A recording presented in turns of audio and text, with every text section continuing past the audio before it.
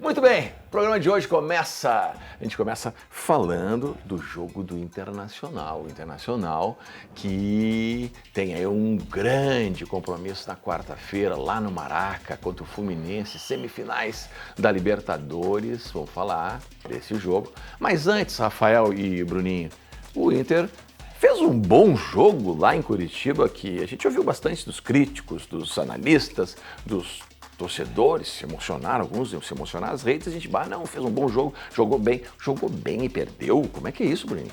Na classificação, quando for computar lá, se o Internacional estiver empatado em pontuação com algum outro time, o critério de desempate não vai ser atuação, né? Vai ser vitórias. E o Internacional acabou deixando escapar uma vitória. Eu acho que o Inter fez, a partir dos 20 minutos de atuação, porque antes o Inter não conseguiu. Acho que sim, o Inter está apresentando uma certa evolução com os reservas, mas não está conseguindo a vitória, né? Dentro do Brasileiro, está sofrendo perigos, né? Está na parte de baixo, o Santos ganhou na rodada, então diminuiu aquela vantagem que o Inter tinha de 8 pontos. Em relação ao primeiro time dentro do Z4, pode diminuir, porque nessa segunda-feira ele pode deixar a zona de rebaixamento, então o Inter está com alerta ligado no Campeonato Brasileiro. Obviamente que o foco tem que ser na Libertadores, mas não pode ser campeão da Libertadores e acabar caindo no Brasileiro ou sofrendo perigo na parte de baixo. E ao mesmo tempo, o Inter tem que jogar sabendo que ele pode não ser campeão da Libertadores também. Então teria que almejar algo a mais dentro do Brasileiro. Teve uma boa atuação, mas essa boa atuação não resultou em resultado. Bruninho, muito, tu viu que ele é engraçadinho, ele é irônico. Resultou em resultado é bom, né? Eu nem nessa redundância eu vou depois, porque eu não tenho característica de mau caráter, que nem vocês, eu erro alguma coisa e vocês ficam corrigindo aí no ar. Eu não tenho esse mau caratismo, eu não tenho. O que te aflige? Não, cara, tu viu que ele é engraçadinho. Lá no final do campeonato, se tiver os pontos iguais e um tiver que cair ou subir, não vai ser. Desempate não é. O Inter realmente, para mim foi uma atuação razoável e no segundo tempo, aí até a metade do segundo tempo, um pouquinho mais, o Inter melhorou a sua produtividade, mas o grande problema, né, do Internacional não consegue jogar as duas competições. Não é que ele não quer. Até o Kudê escalou um time competitivo, um time equilibrado, né? Poupou alguns titulares, depois colocou os titulares em campo, mas é que o Inter não está conseguindo. Essa é a questão. Pegou um bom adversário, no fringir dos ovos aí a questão de jogar lá na Arena da Baixada em Curitiba é difícil, pontuar lá é difícil, então se tivesse lá no planejamento, o Internacional talvez tivesse colocado um ponto lá, né? Então vamos fazer o seguinte. Ele poderia ter feito um ponto, mas não conseguiu, né? E não consegue conciliar. Esse é o problema. Não é que não quer, ele não consegue jogar as duas competições. Consegue o resultado na Libertadores, mas no Campeonato Brasileiro, infelizmente, em termos de resultado, o Inter não está conseguindo. Produtividade é uma situação, resultado é outra. E a tabela, que nós vamos ver daqui a pouco, ela pede pontuação, ela pede ponto. E aí, o Internacional está deixando um pouco a desejar. A gente tem algumas imagens desse jogo que eu tinha, na verdade eu tinha algumas coisas para falar desse jogo, apesar de ter sido só lá na quarta-feira, eu queria ilustrar. Tá aí uma boa notícia, esse lateral esquerdo. É isso aí.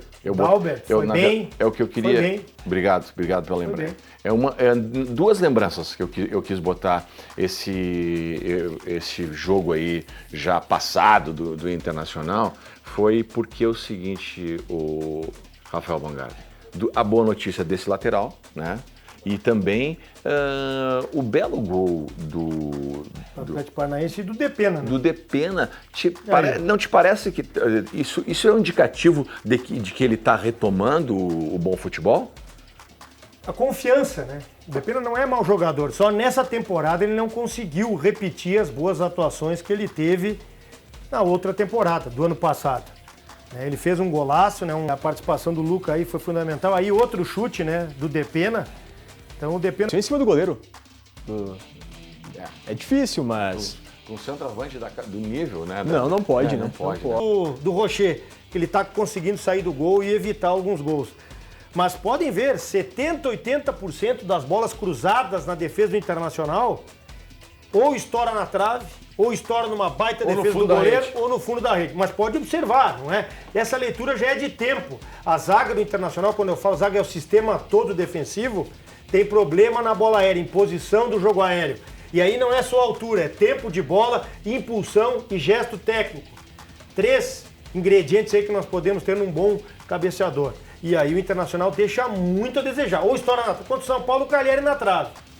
Daqui a pouquinho uma Contra outra cabeçada. o Atlético, o Thiago Heleno. Thiago Heleno. Passou perto. E o gol, né? Uma bola bem enfiada. Como o Canóbio gosta de jogar contra o Inter, né? Centroavante do atacante do Atlético Paranaense.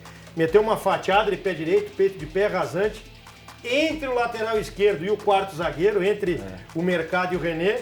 E a presença do Alex Santana de cabeça, né? Esse gol lembrou Foi um muito, belo gol. Lembrou muito que o Inter sofreu pro Caxias. Cruzamento do Gia Dias e o Heron de cabeça no Campeonato Bem Gaúcho. lembrado. Exatamente. Então, Bem lembrado. a bola aérea, desde o Campeonato Gaúcho, nós vemos falando aqui.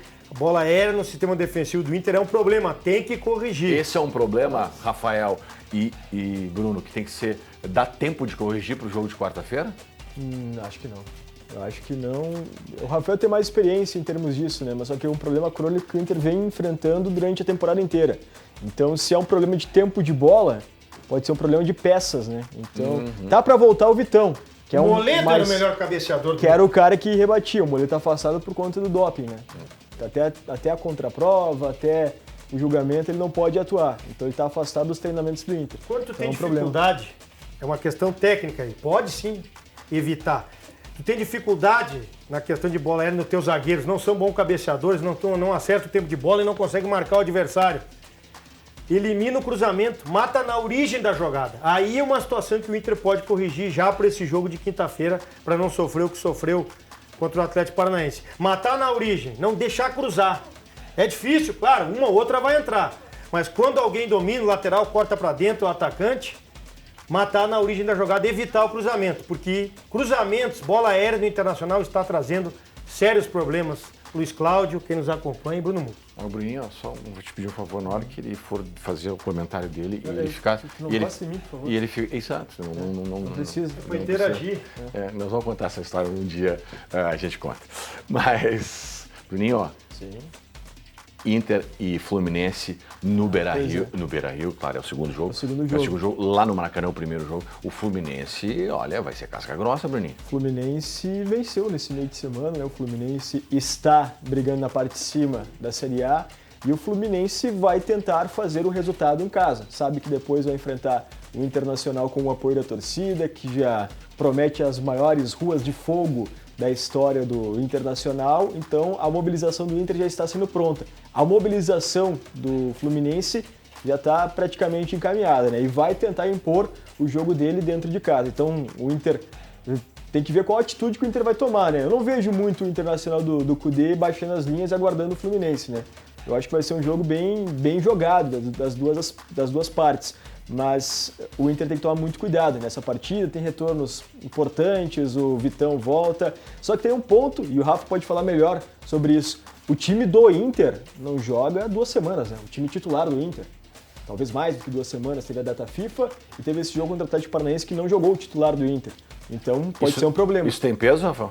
Ah, evidente, né? Eu até falei a semana passada, né? O nível de competitividade, o Internacional teria tempo de jogar na quinta passada para uma quarta-feira. Tem 6 dias para recuperar, tem aquela questão que eu falei, até lembra da dor muscular tardia, que vem até 72 horas, por mais que o gramado fosse sintético, teria sim algum desgaste maior, mas daria tempo de recuperar.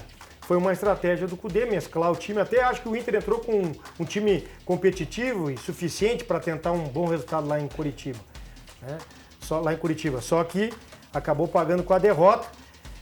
E eu mantenho, né? Para mim, o titular só sai quando tem uma semana para outra. E o Inter ficou aí 12 dias sem jogar com o time titular, realmente. Se tiver com lesão ou dor muscular, ou voltando de lesão, que foi o caso do Johnny e do Vitão, que ficaram fora nesse jogo, aí sim se justifica. Mas se não, é corda esticada. O próprio Alan Patrick, né? O Alan Patrick, exatamente, não tem reserva. Valência, mas os demais... Corda esticada, sempre mantendo o foco e o nível de competitividade, porque contra o Fluminense vai ser pedreiro. Tem uma coisa que eu não estou concordando com o Cudê, desculpa, Luiz, mas que tem as informações que estão vindo é de que ele pretende colocar o Hugo Malo como lateral direito, né? E o Bustos sendo reserva. Se realmente acontecer isso, eu não concordo. Eu acho que o Bustos ele acrescenta mais do que o Malo na lateral direita. Pode ser uma estratégia para tentar anular o ofensivo do Fluminense, que é muito forte, Keno cai por ali. Keno é driblador. Pode ser uma estratégia, mas eu acho que o Inter perde sem o Bustos. Para encerrar de Internacional, Rafael, um empate é um bom negócio lá no Maracanã? Muito bom negócio. Eu até disse aí para alguns amigos colorados, né?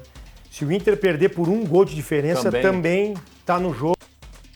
Vai carregar, porque o ambiente lá vai ser totalmente favorável, a equipe do Fluminense. Se for um clima à la River Plate? Então vai ser difícil no Maracanã contra o Fluminense, claro. Ali o favorito é o Fluminense. No confronto, eu acredito até que o Fluminense leva uma pequena vantagem em termos de favoritismo. Então, se o Internacional perder por 1 gol, eu vejo que é bom negócio também. O melhor seria ganhar, evidente. Claro. Entre ganhar, empatar e perder, óbvio que ganhar é melhor.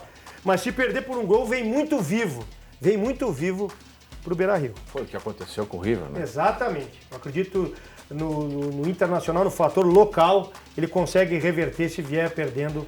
E tá sendo copeiro o Inter, né? Essa é a grande vantagem desse ano, né? E pode ver, no brasileiro, que é ponto corrido, não conseguiu encaixar ainda. Mas na Libertadores, na Copa, mata-mata, tá sabendo desde a jogar. chegada do Cudê, né? Porque com o Mano não estava sendo copeiro, na Copa do Brasil caiu, né? Pro América. Verdade. Bom, então é esperar esse jogão, né? Que a gente vai comentar no próximo domingo, próxima edição do Tempo Extra, aqui pela Rede CNT. Jogão de bola, quarta-feira, Internacional e Fluminense, Fluminense e Internacional no Maracanã.